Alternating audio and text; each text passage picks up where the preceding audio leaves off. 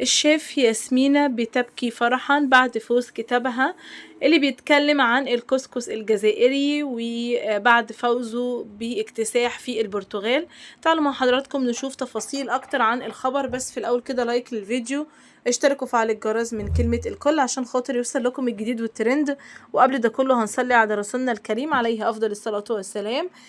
شيف ياسمين الجزائرية وهي بتعلن فرحتها وانبساطها وان هي قد ايه مبسوطة جدا جدا جدا، ودموعها اللي سبقاها في قبل الكلام طبعا بعد فوز كتابها اللي بيتكلم عن الكسكس الجزائري.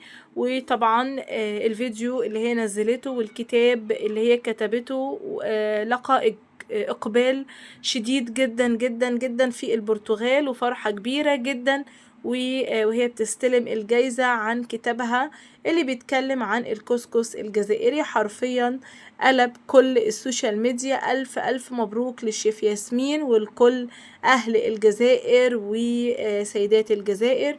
ربنا يا رب يوفقها في حياتها كمان وكمان. ولحد كده بيكون انتهى الفيديو مع حضراتكم، ومع السلامة.